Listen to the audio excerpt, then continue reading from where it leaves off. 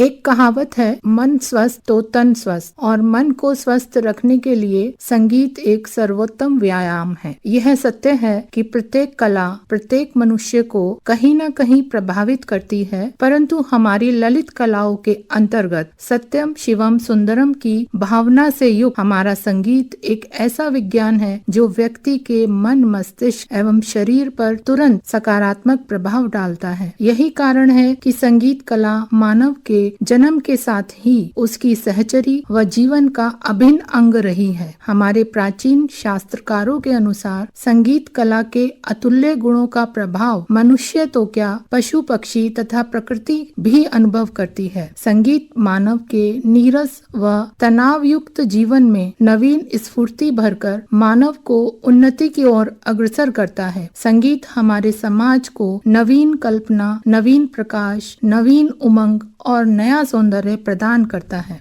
अनेक प्रयोगों से यह सिद्ध हुआ है कि संगीत व्यक्ति के स्वास्थ्य पर बहुत अनुकूल प्रभाव डालता है। अतः संगीत एक स्वस्थ समाज का निर्माण करने में सक्षम है। संगीत में गायन, वादन तथा नृत्य का अभ्यास करते समय साधक का शारीरिक व्यायाम स्वतः ही हो जाता है। गायन के अंतर्गत जब साधक स्वरों का उच्चारण करता है तो प्राणायाम क्रिया स्वतः ही हो जाती है। प्राणायाम को व्यक्ति के स्वास्थ्य तथा आयु वृद्धि के लिए सर्वश्रेष्ठ व्यायाम माना गया है। भारतीय संगीत के शास्त्रकारों एवं संगीतज्ञों के अनुसार गायन में आवाज नाभि केंद्र से उत्पन्न होकर ब्रह्मरंध्र तक पहुंचती है तथा कंठ, तालु, फेफड़े, हृदय, आमाशय, यकृत एवं आंतों को प्रभावित करके एक गति चक्र बनाती हुई पुनः अपने उद्गम स्थान पर पहुंचती है। ध्वनि का यह कंपन अपने प्रभाव क्षेत्र के सभी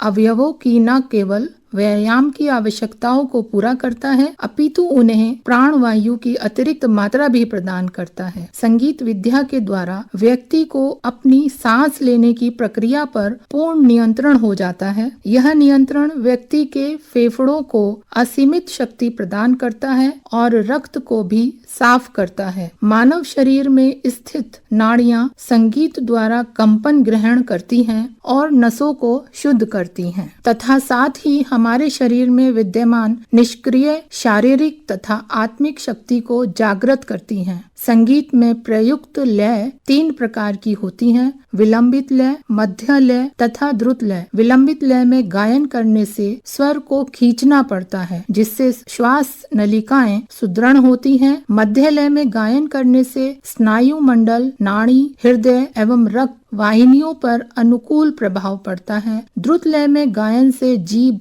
कंठ, वक्ष एवं हृदय का व्यायाम होता है। संगीत के अंतर्गत वादन से हाथों, सिर, कंधे, पेट, वक्ष आदि का पर्याप्त व्यायाम होता है। यह अनेक रोगियों के लिए भी लाभकारी होता है। हाथ तथा बाह की पिंडलियों की दुर्बलता को वाद्यों के वादन से कम किया जा सकता है। पक्षाघात के रोग से ग्रस्त अथवा हाथों, उंगलियों आदि से विकलांग व्यक्ति को वाद्य वादन द्वारा उसके अंग संचालन हेतु अन्य किसी भी प्रयोग अथवा प्रणाली की अपेक्षा अधिक एवं तुरंत प्रेरित किया जा सकता है। संगीत के अंतर्गत नृत्य भी एक शारीरिक व्यायाम के समान है। नृत्य के द्वारा शारीरिक जोड़ों की शिथिलता को कम किया जा सकता है। नृत्य चाहे कथक हो या भरतनाट्यम, मणिपुरी हो या कथकली, लास्य हो या लोक नृत्य, सभी का शरीर की ज्ञानेंद्रिय, कर्मेंद्रिय व मन पर तथा समस्त शरीर पर नृत्य की गति, ध्वनि, भाव, भंगिमा आदि के अनुसार अपना अपना प्रभाव होता है। नृत्य से हमारे संपूर्ण शरीर की मांसपेशियां पुष्ट एवं सुदृढ़ हो जाती हैं। नेत्र गोलाक के नियम पूर्वक विधिवत संचालन से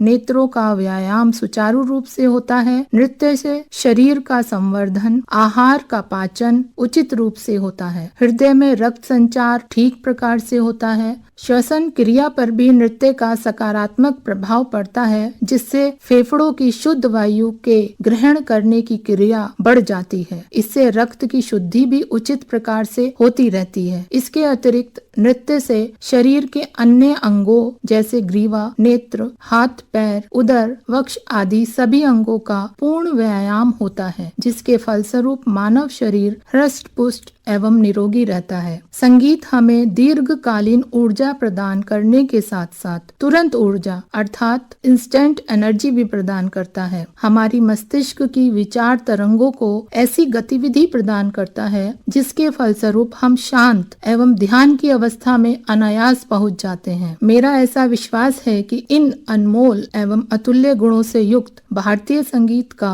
यदि हम प्राथमिक स्तर पर ही शिक्षा में समावेश कर दें तो निश्चित ही हमें आने वाले समय में अपेक्षाकृत एक अधिक स्वस्थ एवं संवेदनशील भारत देखने को मिलेगा। इसके साथ ही संगीत का श्रवण करना भी अपने आप में एक व्यायाम है। हमारे शास्त्रों में कहा गया है कि भोजन के उपरांत यदि रुचि के अनुसार मधुर संगीत सुना जाए तो हमारी पाचन शक्ति बढ़ती है। संगीत व्यक्ति को आनंद देने के साथ साथ परोक्ष रूप से हमारे शरीर को स्फूर्ति भी प्रदान करता है। अतः दिन में कम से कम एक बार अपनी रुचि का संगीत अवश्य सुनना चाहिए। इस प्रकार जहाँ एक और गायन वादन नृत्य से लाभ होता है, वहीं दूसरी ओर संगीत सुनना भी अत्यंत लाभदायक होता है, क्योंकि इससे दोनों को लाभ प्राप्त होता है, चाहे वह कलाकार है या दर्शक अथवा श्रोता। संगीत द्वारा स्वास्थ्य लाभ का ज्ञान हमारे प्राचीन ऋषि मुनियों शास्त्रों के निर्माताओं को ज्ञात था। उनके अनुसार संगीत रक्त संचार एवं शारीरिक शक्ति का संतुलन बनाए रखता है। संगीत की इस अपार एवं असीमित शक्ति को आत्मसात करने के कारण ही हमारे पूर्वजों द्वारा मंत्रों आदि को भी संगीतात्मक बनाया गया तथा संगीत को धर्म, अर्थ, काम तथा मोक्ष चारों पुरुषार्थों को प्राप्त करने का एक श्रेष्ठ साधन स्वीकार किया गया।